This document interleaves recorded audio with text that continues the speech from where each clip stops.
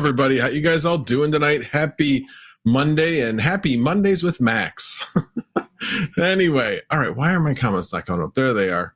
All right. Well, let's go through and see who is here tonight. Aragorn Strider.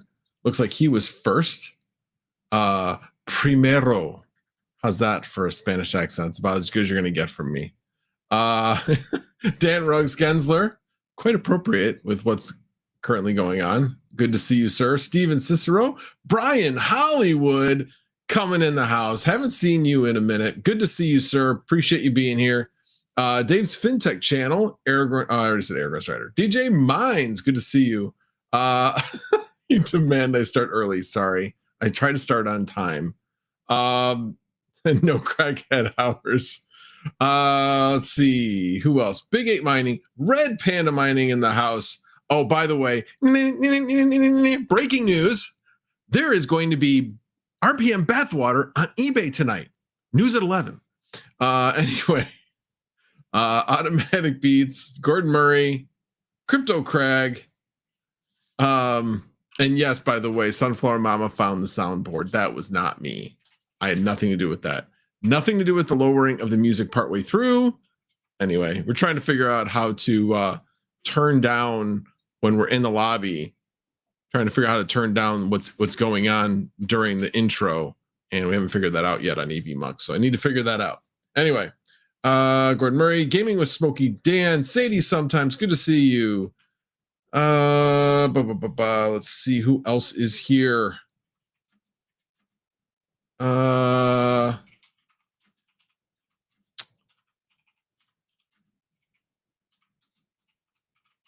Hold on one second.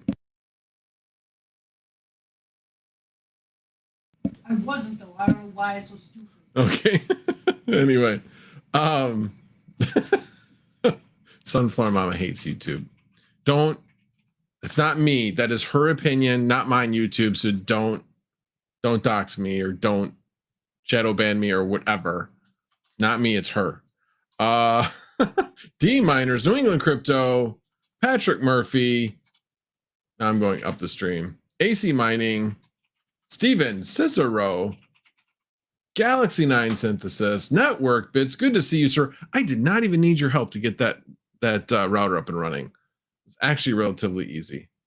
And Integra Guy. Maker's Dimension. Tommy Coin. Burn. Brian Kucharik. And I'm going to call that good. I think I got pretty much everybody. So thank you all for being here. I do very much appreciate it.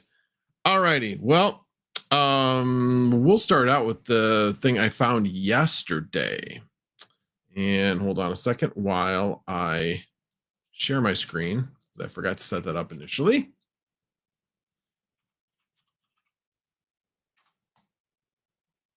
And let me add that to the scene. There we go. Okay. So here is 1.0 Miner. Oh, wow. And it is now not a pre-release. It is now the latest, meaning it's, well, it says released 2 days ago. It was not released 2 days ago. I just looked at this yesterday and it said pre-release. Anyway, it is now considered latest, so it is completely released. So the big thing is that when you update to this, your hash rates are going to look like half. But it's okay. So the biggest reason why that's happening with the previous release, the hash rates doubled or about doubled, and that was because they moved to single precision accuracy because that was what they needed for the jobs they had. They knew that they were going to be going back to double precision accuracy, but they said, well, enjoy the higher hash rate, even though it really has nothing to do with anything. Because it's all about what your percentage is of the total hash rate. So if you're 1% of one, petahash, or you're 1% of half a petahash, it's still the same. You're still getting the same portion of the total payout. So it really doesn't matter. So just keep that in mind. Everybody's going to be moving to this, to the newer version, because this is what they need. But yeah, double precision accuracy is the reason why the hash rates are going to go down. So yeah, And oh, the other thing, and I did not bring this up. Hold on a second. Neuro pool. Go here. Oh, that's not what I wanted to do. Hold on. We'll do. Oh, I don't want to do that either. Hold on. Let me go up here again. Neuro pool. No, I do not want to switch. I just want to bring it up. There we go. Okay. So you see this thing up here where it says with new OZM 1.2, 10 miner 1.2, you have to change your Malob endpoint if you have it defined. Keep an eye out for updated Malob servers. So go to getting started and it will show you the different Malob servers for 10 miner 1.2 and SRB miner 2.3.1. It's a different definition. So you want to make sure that if you are upgrading to the newer 10 miner or the new SRB miner, that you are also changing this in your extra arguments. So just keep that in mind. Maybe we'll make that change at least on one of my mining rigs tonight while we're going through it, so I can show you guys how to do it. But that was really interesting. So, and that kind of leads into my second topic. What was that? Question. Max voltage. Are you holding any Dynex? If you are, have you figured out how to get it into Koinly? So no, I'm not holding any Dynex. I'm basically just selling it, and because it all happened this year, I don't think I was doing it at all last year. I have not figured that out with Koinly yet. So now, speaking of Koinly, Koinly is the tax software that is my choice. I've got a referral link in the description. Love it. And there are ways of making suggestions, and they do use those suggestions for future features. So if I'm not familiar with what you were talking about or why that wouldn't be in there, but if it's not, then make that suggestion and they'll probably add the security in so that we can also track Dynex as well. I would imagine there's probably quite a few new coins that they maybe have not caught up with yet, but that shouldn't be too long before they do that.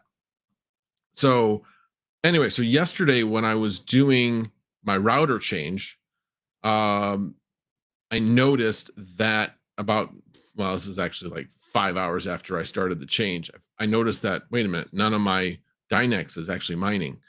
And so I started doing some analysis, and this is how I found all of this. But really all it required was a restart of the miner. And it occasionally does that. But anyway, that's kind of how I discovered all this. And obviously a number of things have been coming up. I know that Son of a Tech had a video today that just came out like about an hour and a half ago or 2 hours ago. And he's got some great topics in that video. It seems like he's taking a little bit tact on things where he is doing like a news show, kind of like Altcoin Daily does, I guess, instead of doing the live show. And I honestly love the format because it's very concise and to the point.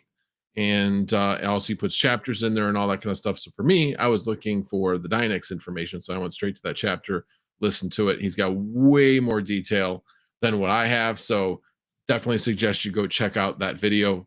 Not right now, but after the live stream. Anyway, so that's how I figured all this out. So I did roll out a new router. Let me show you what router I got. This one, the MikroTik HAP AX cubed is what it is, or HAP, HAP AX cubed. I know what they say AX cubed, but anyway, it's very similar to the current router I have as far as processing memory, all that kind of stuff, but it's cheaper and has way more configurability to it. The current one I have, which is the TP-Link AX 11000, I got for like $220. Like was just way on sale. It was at Costco for that price, so it was a great deal on that router. But it doesn't have a lot of configurability, and I was having some issues with it, and I couldn't really tell kind of what was going on. With this router, you can see a lot more of what's going on with your router. You can configure way more detail than a consumer router. Now, it's much more complicated and how to set up and such, but it made things a lot easier in a lot of ways once you know what to do. So I did have a couple of pictures.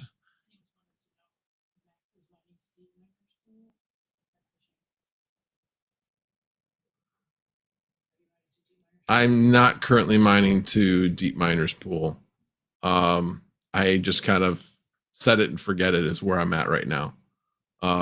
Anyway, I've not gotten around to it yet, but at some point I may, for full disclosure. But yeah, for right now I am not. But I do mine to Mining King's pool for Radiant, so I am still doing that. So anyway, all right. So let me bring up those pictures. So the first thing I want to bring up, I'm going to find it, which is right there. Okay. So a couple of things. I knew that I had a bunch of IP addresses that I wanted to keep the same. I wanted to keep basically the whole structure the same. When you get one of these routers, the standard gateway address is 192.168.88.1 instead of .0.1. And I wanted to keep a number of items, including the flux nodes, as static IPs on the actual LAN. So I knew the first thing I wanted to do was to change my local IP address to 192.168.1, .0.1. So this whole thing, this quick set was the first thing, well, one of the first things I did. Actually, the first thing I did was set UPnP. There's actually a way of setting UPnP, and let me show you here. So basically going to IP, you go down to UPnP, and then it brings up enabled. So I thought I was all good.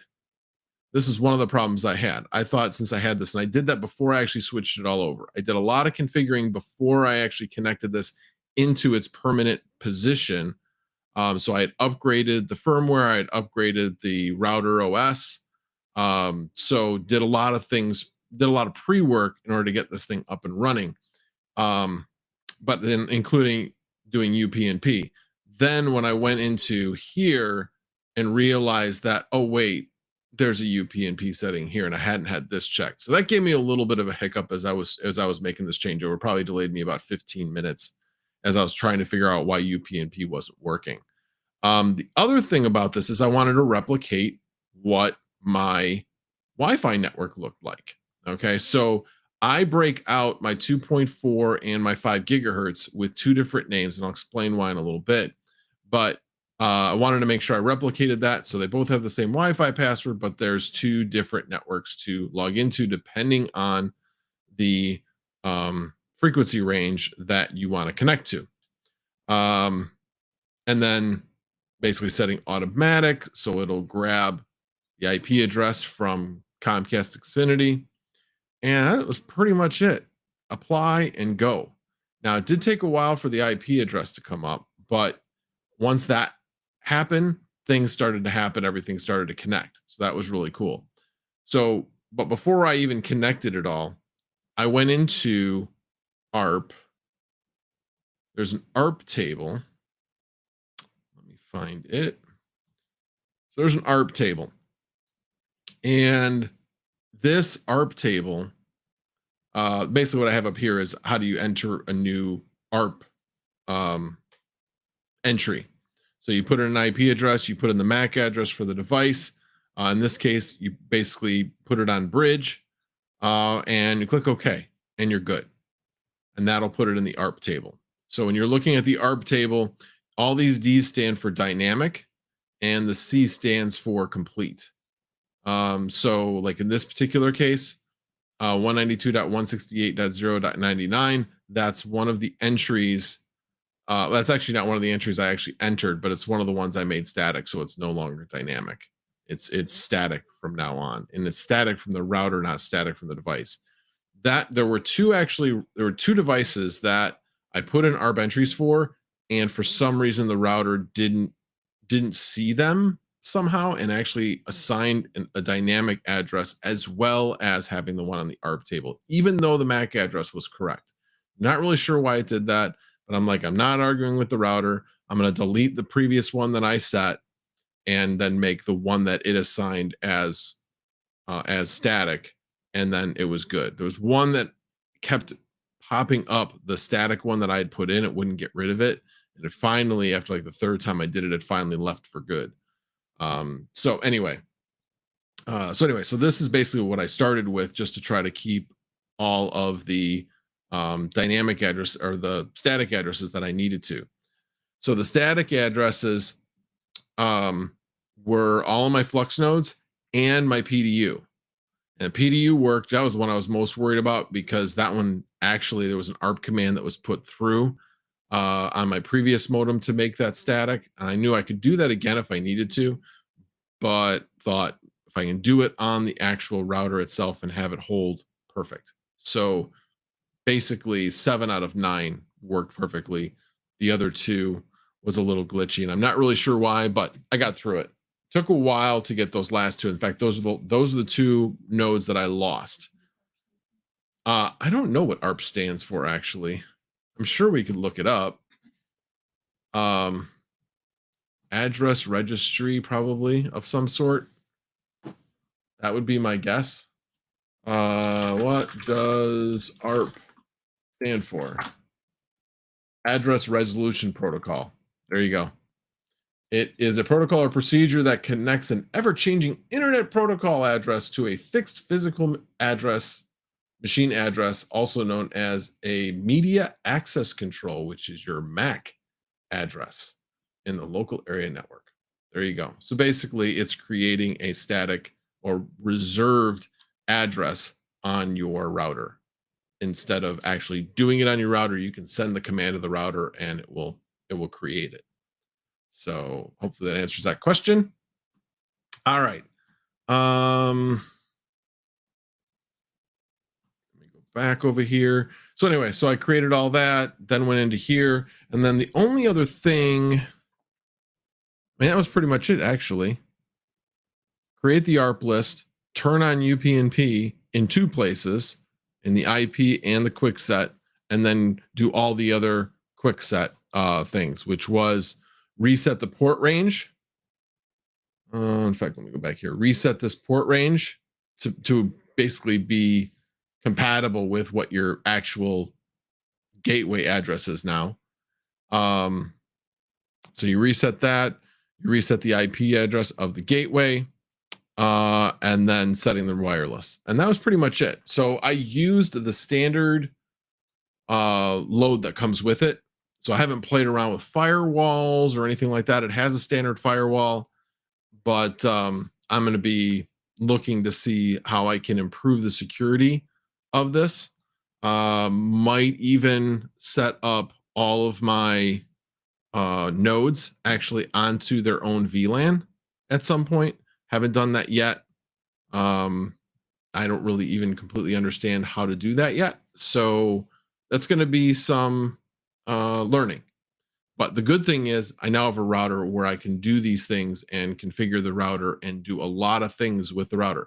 Oh, that's the other thing. One of the other things I'll probably do is either do, there's a couple different containers that you can use in order to get rid of advertising on your network.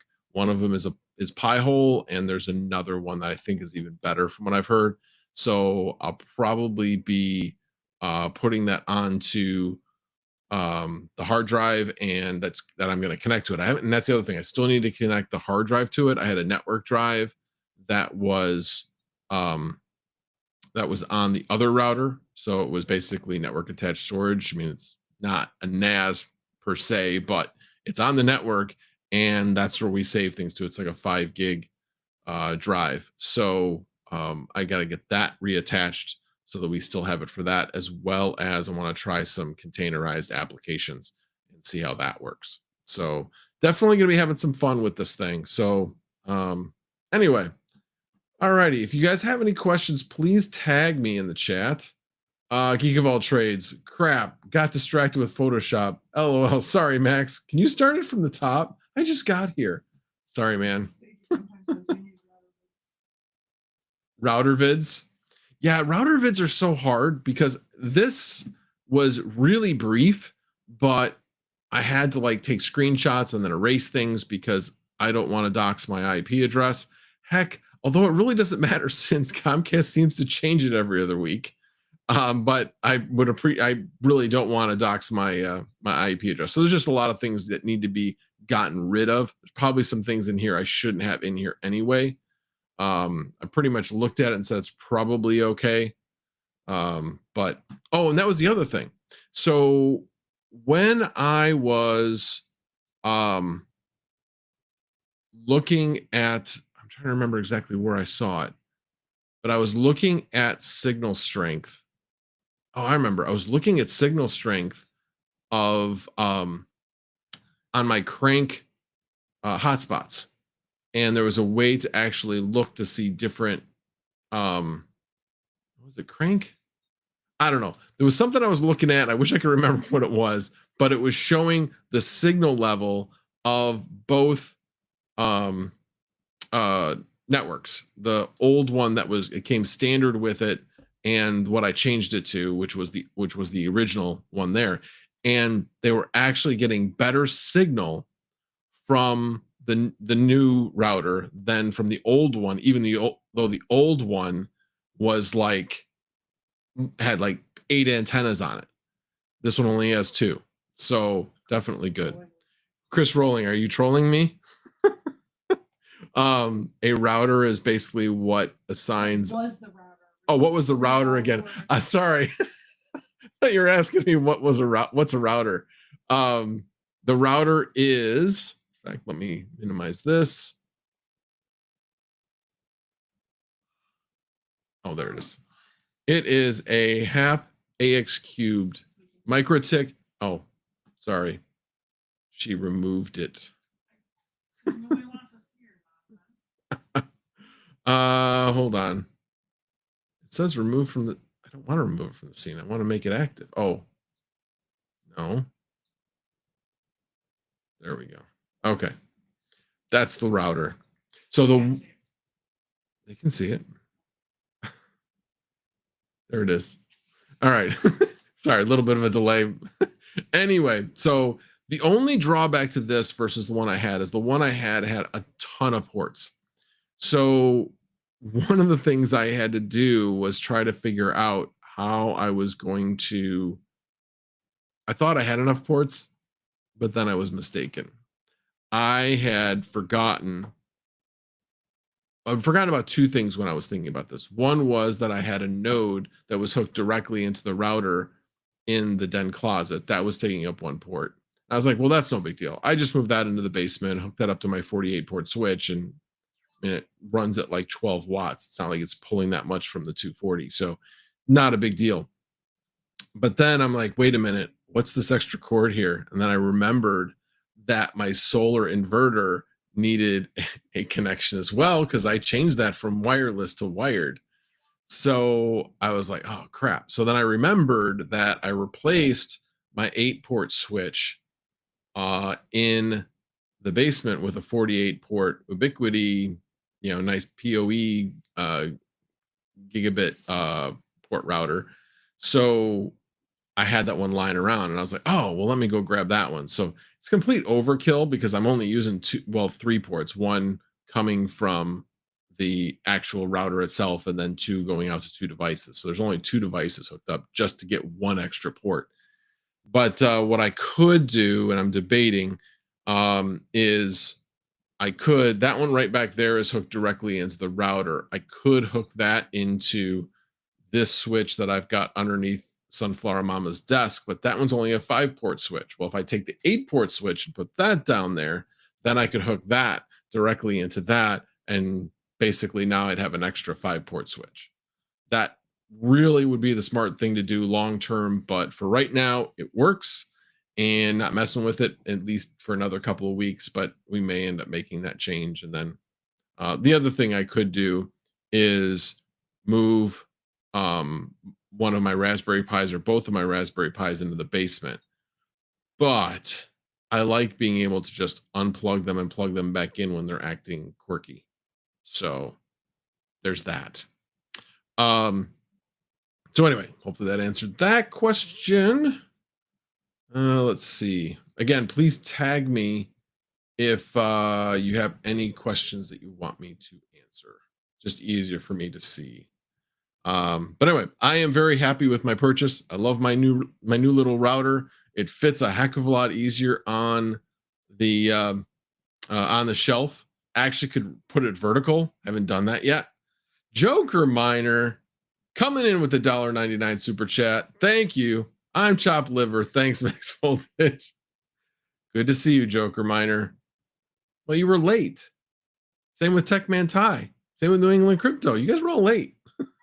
Thank you guys all for being here. I appreciate it. New England Crypto says, wish I could hang and talk poop coins, but I need to go to work on the cell phone mining.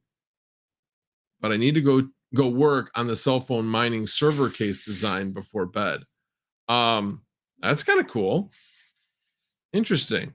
I'll definitely be curious to see what that looks like. Me, on the other hand, I'm not doing cell phone mining, and I need to do a video. In fact, I need to write that down on why I'm not doing cell phone mining.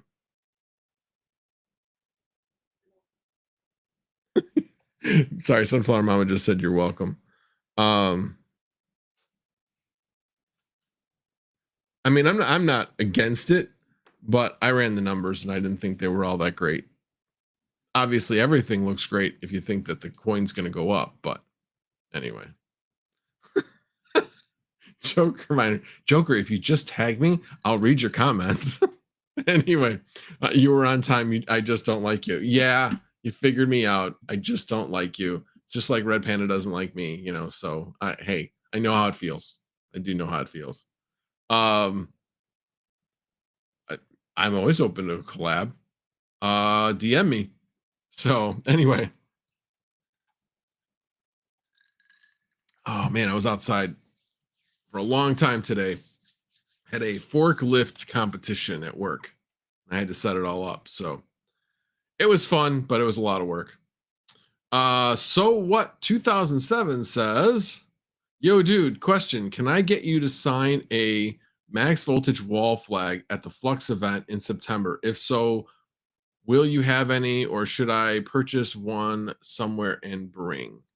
Again, shoot me a DM. That's kind of a cool idea. I hadn't really, dudes, I don't really think of myself as being famous at all. I mean, I'm not saying I am, but that throws me off my game when somebody says, can you sign something? Never been asked that before. Although, I mean, amongst friends, Mining King asked me to sign the GPU that I sent him. That was different. But anyway, being asked by a complete stranger to sign something is something I'm not used to. But anyway, you guys drunk yet? Anyway, all right. Gaming with Smokey Dan. I need to learn Linux so can set up nodes on an old PC for wallets to store any crypto I can't store on my ledger. Got some YouTube vids to watch and sites to view for nodes. Yeah, see, I've done a lot of, and again, that's the big thing about when you're trying to show people like how to do things. And I'm gonna write that down too, because there are definitely some things I've learned recently.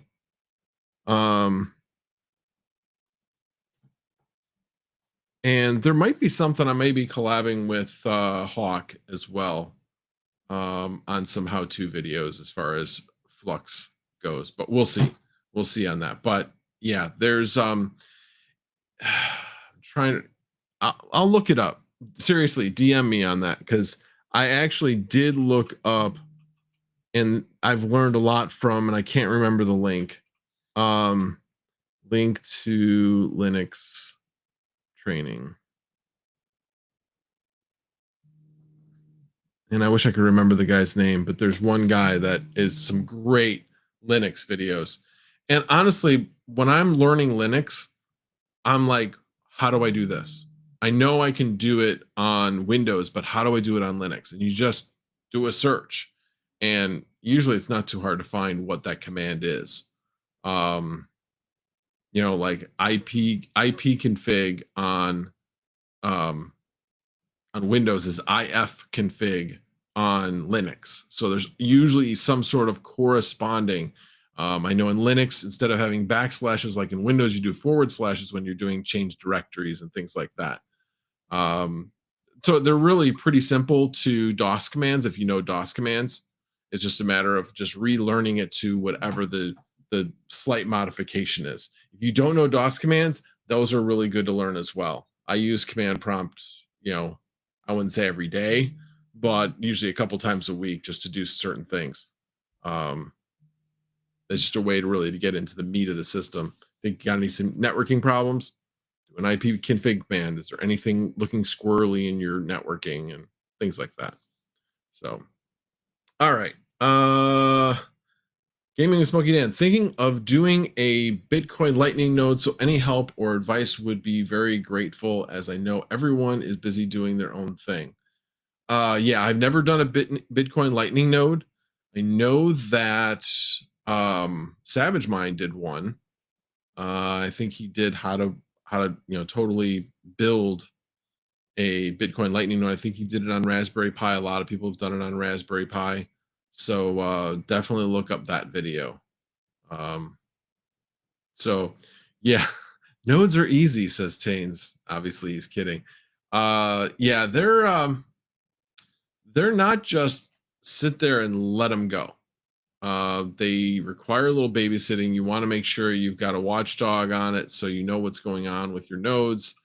If anything goes down, you know to do a few things to it. One of the things I did over the weekend. So one of the reasons why I think I had problems with two nodes is basically when I placed the new router in it, guess what? Got a new public IP address.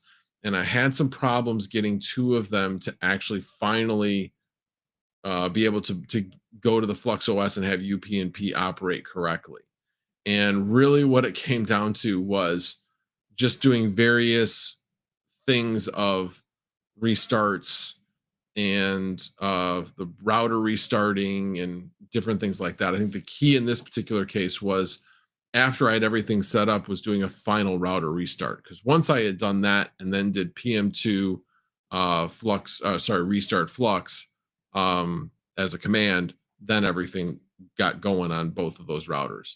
So and then of course, as I've mentioned a bunch of times, the Flux support channel on their Discord is amazing.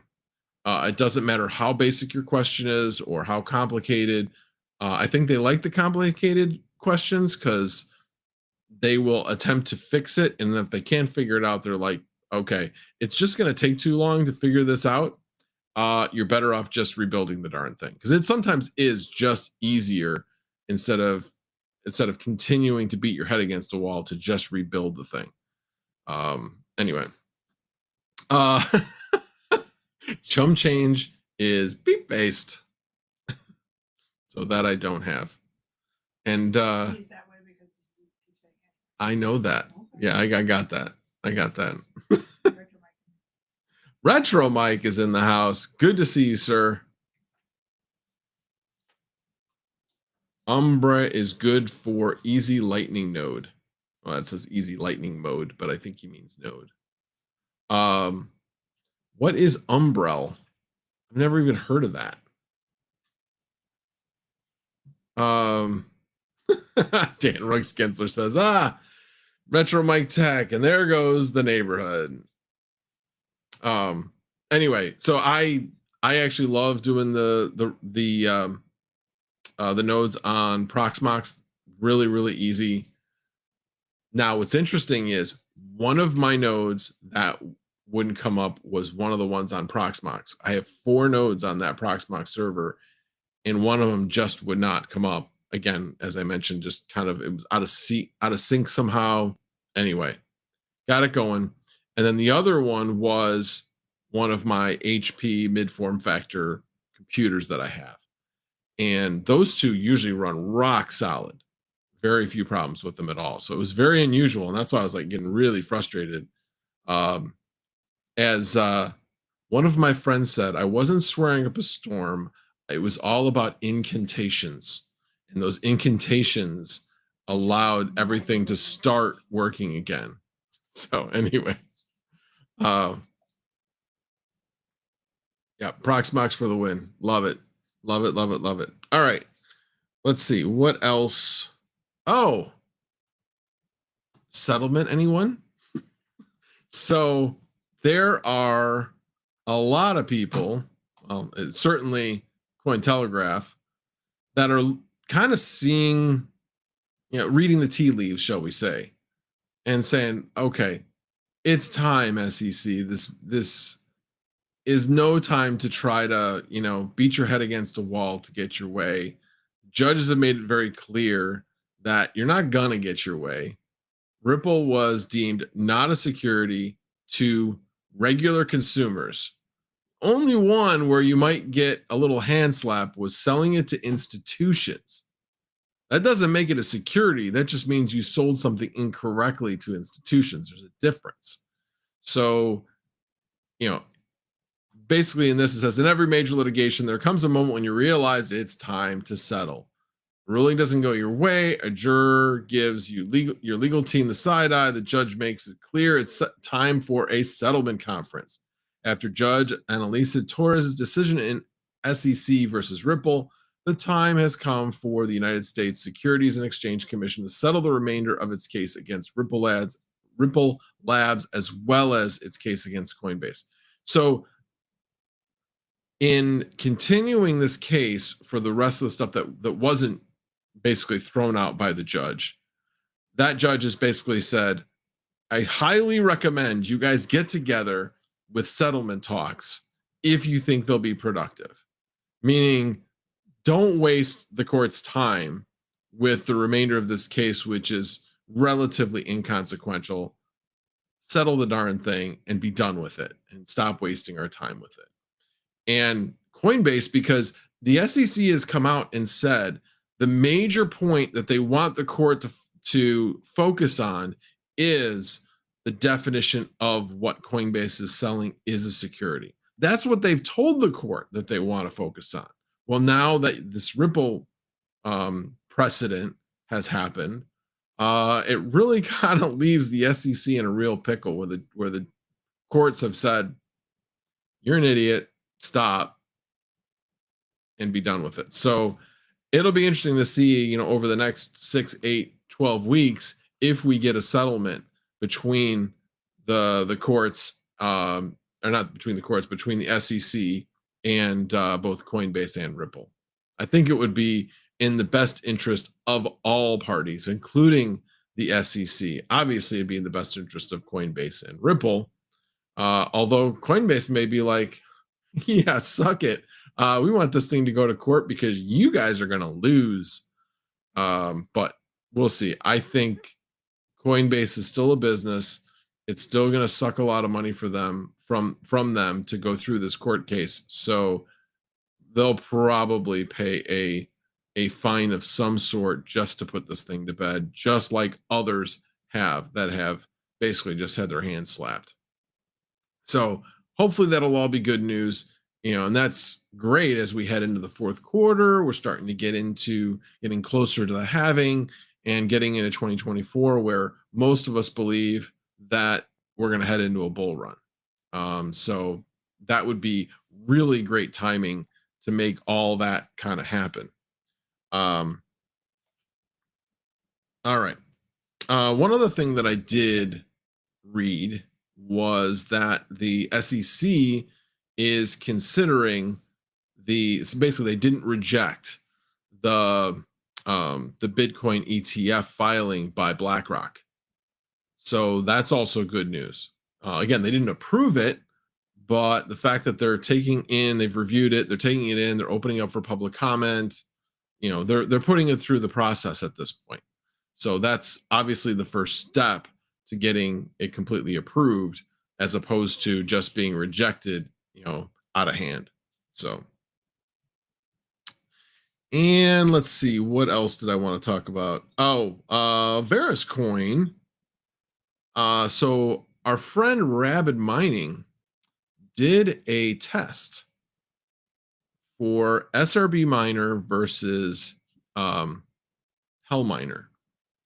And I've been using Hell Miner. So I found it really interesting that during his testing, go check out his video, that he found that SRB Miner was better. So I'm going to be checking that out and seeing if it does actually have a higher hash rate, but we know that that doesn't necessarily mean anything. If it doesn't get more shares, it still doesn't matter. But in his testing, it did actually pay out more. So I will be switching over to SRB, or at least attempting to. It's kind of weird because, so you look at this and you're like, okay, cool. So when I do setup, nah, that's not what I wanted. When I go here, well, here, let me get out of this. Cancel. Now let me edit. So it's set on Hell Miner. And then when I do the down box, it only has these two miners. It doesn't give SRB Miner.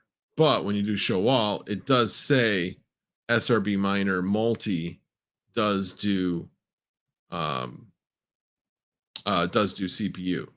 So it's kind of interesting that it's not listed in that initial list. But I'll be trying this later on tonight and see if I can get it to work. And lastly, in case you hadn't noticed, nobody said anything, but you may notice this thing next to me is my bike. It had been sitting in the basement for quite a while, and realized that I was not going to be wanting to ride my bike in the basement. There's a variety of reasons, but the primary reason is it's hot down there because that's where I got my miners, and loud. So hard to hear the noise, hard to hear the sounds coming through the TV, things like that. Yes, I could put headphones on or earphones or things like that, but decided that if this thing was going to be staring me in the face every time I came into the den, I'd probably be more likely to ride it. And I do want to start riding it again. So anyway, we brought it up here, moved some shelves around, and I can still obviously sit at my desk, but you might notice that the camera angle is slightly different because we moved the desk down just a bit. So I had to turn the cameras to still get that picture still in the picture, as well as everything else. Yeah, and you can actually see that better. So yeah, if we ever change the flannel, you might actually be able to tell. It's just too many stickers on it, but anyway, I do enjoy that. But hey, whenever we have the crypto tree back up, that's still a thing. It just isn't up right now. Kind of like the clean background with the lighting. You guys like the changes I made in the background? Hey, I ordered that light. So anyway, let me know if you guys like my background, or am I not keeping up with the kings, the chumps, and the hawks of the world. Anyway, well, thank you, Geek of All Trades. I appreciate it. I definitely say that your background, I like your background. I definitely like your background. I like how you have the up lighting on those two things on the wall. Definitely like it. All right. Let's see. Was there anything else? What do you guys have questions about? Anything on your minds? Max Voltage Cycling Club. I'm down to ride. Cool. Yeah, I've actually thought about creating a kit. I know a guy who works for Pactimo, and he can do small runs for me. So I've actually thought about doing that. I think that would be fun. I'm not going to be racing anymore, that's for sure. Can't afford to crash. So, but yeah, I've definitely thought about doing a cycling kit. Actually, there used to be different websites. I don't know if there still is. I'm trying to remember. There was one website where we had like a team where we were like competing for miles. Like that was kind of like a rivalry amongst clubs to see who could do the most miles. Max Voltage Mining and Crypto. What's your opinion on the new Fluxport stuff about to change? I see where they're coming from. That they need access to the ports. So if you watched King's video and you understand IT departments, IT departments are like, no, we're not going to change the way we do things so that we can work with you. We're just not going to do that. It wouldn't be that much work, but no, we're just not going to do that. You need to comply with us. So the Flux was saying 100 ports is more than enough. It's just the fact that we have to have everybody use the ports that we've defined, and they just need to remap the ports. It's not hard, but companies were like, why would we remap the ports? No, we're not going to. So basically I figured out after getting no a number of times, even though it's completely reasonable, they finally said, okay, we need to just comply with what our customers or our potential customers are asking, which is we need to be opening the ports that they specifically need. So that's the big reason why opening up of more ports. Now, each node will be able to block up to 100 ports. So it's not like it's opening up your whole router. You will be able to block certain ports. Now, it may block certain applications from being able to be deployed on your node, but you will have that power to do that. So again, again, you have control. Crypto Tito, I have missed just hearing Max talk.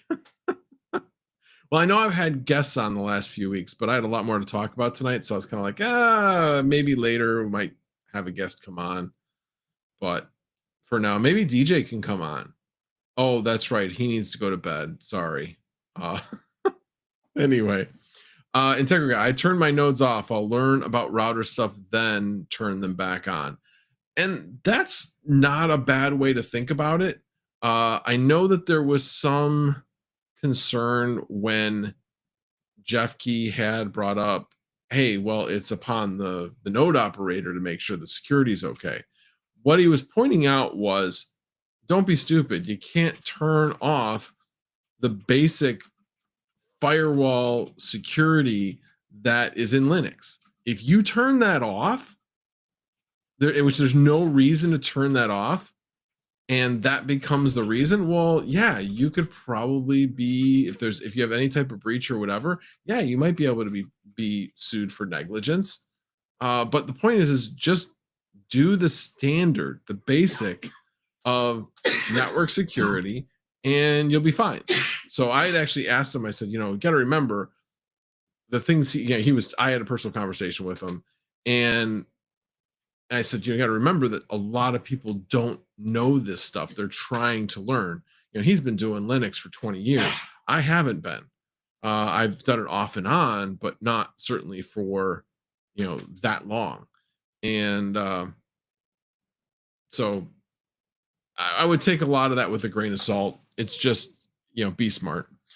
Gaming with Smokey Dan says, okay, one more question. What size SSD for the BTC node and for cold storage wallets? Was thinking 2 terabytes.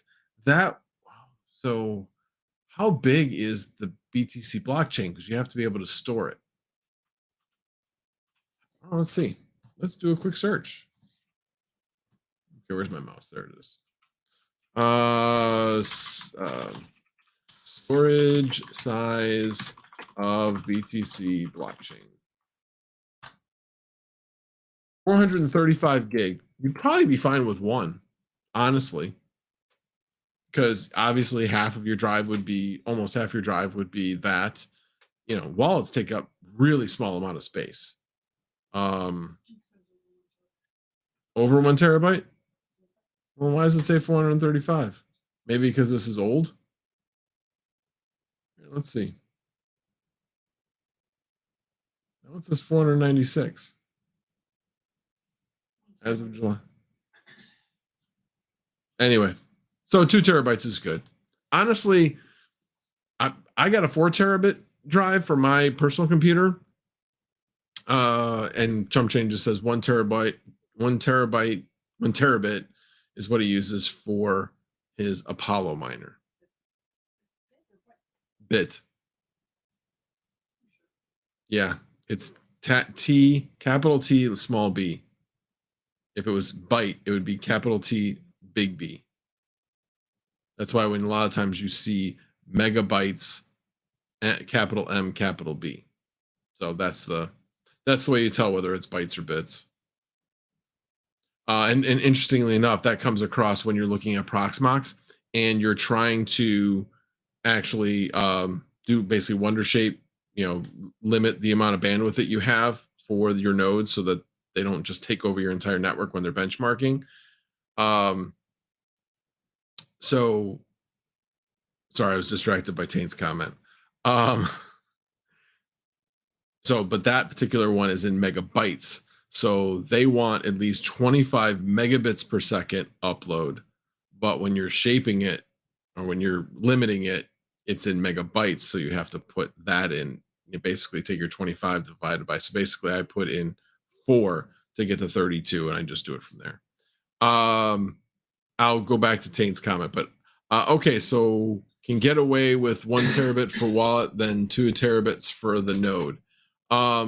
No, I think what was being said was Chum Change is saying he's fine. He's got 1 terabit for his node, for his Bitcoin node. And wallets, basically to be safe. The Bitcoin blockchain is going to continue to grow. So if you want to be safe, I think 2 terabits makes sense. Like you're definitely going to make sure that it'll be fine for quite a long time. And then going back to what Taint says, I don't see his comment necessarily, but I know what he said, which was, I love it when people turn off their flux nodes. It means more flux for us that keep our nodes up and running. So there really haven't been that many that have turned off. If we go to, let me find it. If we go to, nope, that wasn't what I wanted. Excuse me. Not that. Where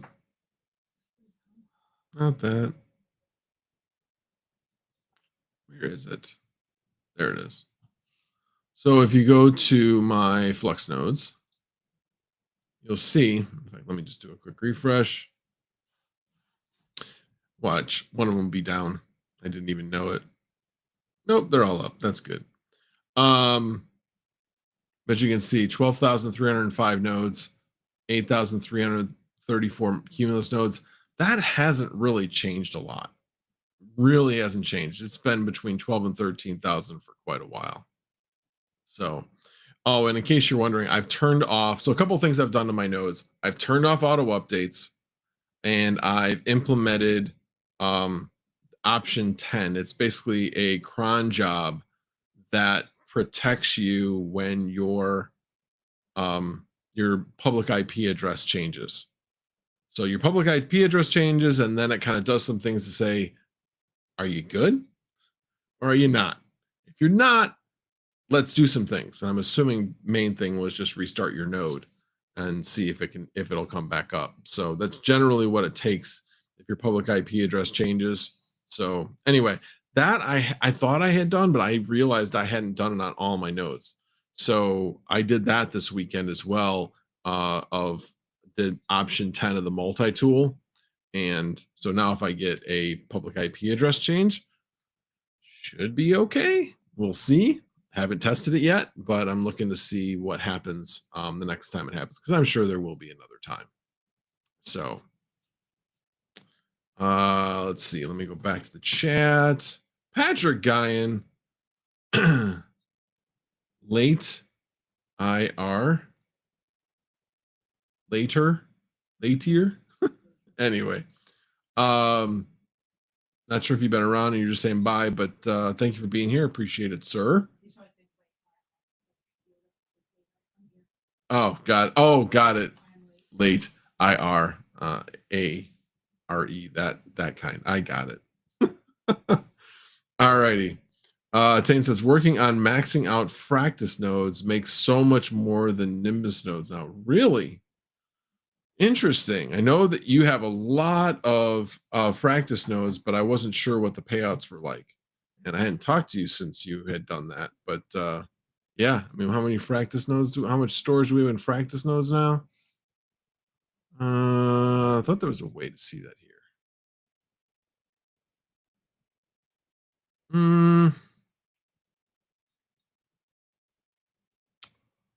don't remember. Anyway, there used to be a way to look at it here, and I don't remember exactly where it is.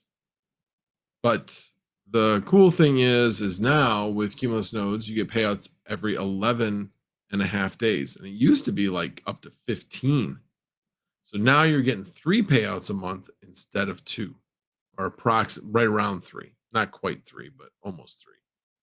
So that definitely helps. Now, the USD is still less than 50 USD a month for my 8 nodes. So, you're not making a lot on it, but I don't know. I kind of, as I've talked about before, there's making money and there's making a little bit of money, but it's a hobby. So I've learned so much by implementing these nodes with Linux. So I really, as frustrating as it is, I really enjoy it. Tommy T says, I had issues with the Fractus nodes failing benchmarks originally, and after missing 8 payouts, went back to just Cumulus. Yeah, I know that they do require more bandwidth. I think they're 50 or they were 100 upload, which I don't have. So I can't do Fractus anyway.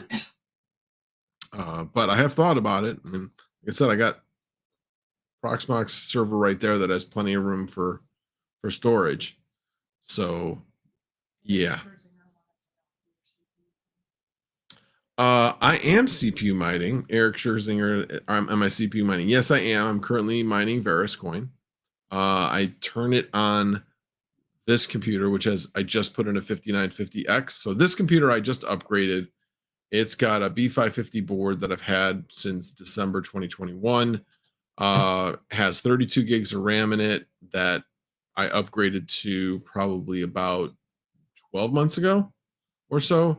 And now the recent upgrade is I upgraded the drive to be Gen 4 and 4 terabit and 5950X from a 5600X. And definitely happy I made the change. I will be reusing some of the other things I have to create hopefully some proof of useful work rigs. At least that's the tentative plan. So we'll see. Not James says, true. I have dumped so much into hobbies over the years, and this one is the only one that has paid me back. Yeah, I mean, that's the cool thing about it is, yes, you invest money into it, and to me, it's fun. It's rewarding. You get things to work you make things work that you're like, am I going to be able to make this work? And you dive down the rabbit hole and you figure it out. And when that light comes on, you're like, yes, it's finally working. It's just so rewarding. Tommy T said it kept failing disk drive speed for whatever reason. Seemed like some big originally. Curious if it's been fixed, but didn't think it'd be worth it to switch back again. Interesting. Yeah. Alrighty. Well, I've been talking almost exactly an hour. I'll give you guys a few more minutes to ask questions, and then I think I will call it a night. It has been a long day. I didn't get home from work until 20 to 7. So, and I got to work about 7:30 this morning. So, what was the comment that you just put up? Oh, okay. Got it. Alrighty. Just make sure there wasn't anything else that I wanted to comment on. But yeah, if you guys, I know one thing I wanted to look for. If you guys are interested in getting that HAP router, where did I get it from? Let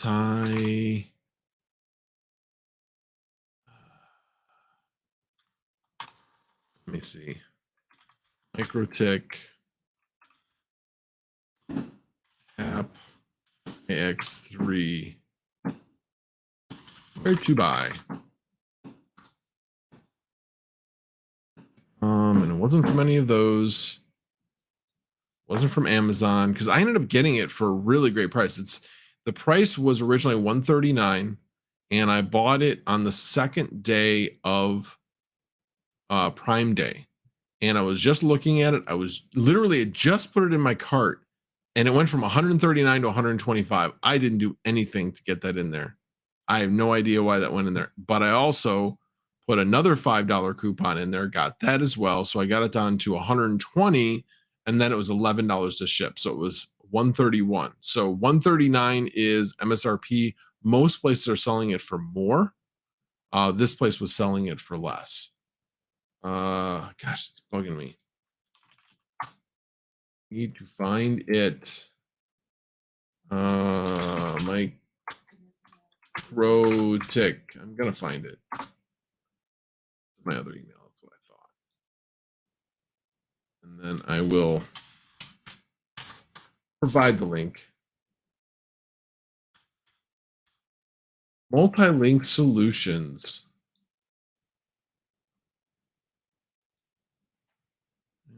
And here, let me see if I can find.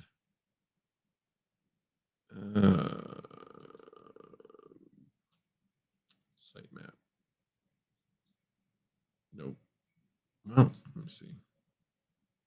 There it is. Go there. Okay. So this is the site, multilink.us. And I got this from the idea to buy it from here from somebody that was in a forum. And again, he was trying to do something that was a little different and was trying to solve a problem, and said that this was going to help him as well. Interesting though, too bad Mining King's not here. This place sells MikroTik and TP-Link. So I don't know. I'm a TP-Link fan. I like TP-Link, but they also sell MikroTik down here. And then routers. Then you can go into here and find the one that you're looking for.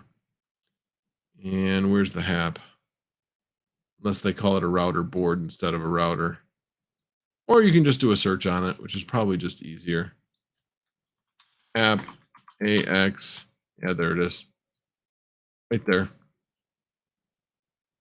See how it still says $125. So 58 in stock, $125, even though it says it's 139. So yeah. And then if you do a couple of things, you'll get another $5 off coupon. So yeah, it's pretty cool. I like it. Alrighty, let me head back to chat one last time, and then we will call it a night. Let me go back to chat. Where did chat go? Chat's right there. There we go. Yes, and please hit that like. And people are already leaving, so I will definitely call it a night. But anyway, thank you all for being here. I appreciate it. I'm just rambling now. So again, we will see you next Monday. And this Saturday night, I will not be on Saturday Night Live because I will be taking an anniversary trip with Sunflower Mama. We're heading to Nashville. So we're looking forward to that. And I'll be back the following Saturday. So won't be able to talk to you guys until after Mining Disrupt. So hope everybody who's going, hope you guys all have a good time. And actually, I'll be streaming next Monday when you guys are all at Mining Disrupt. So hopefully some people will tune in from there. But alrighty, guys, thank you very much. And the general is out. Have a good night.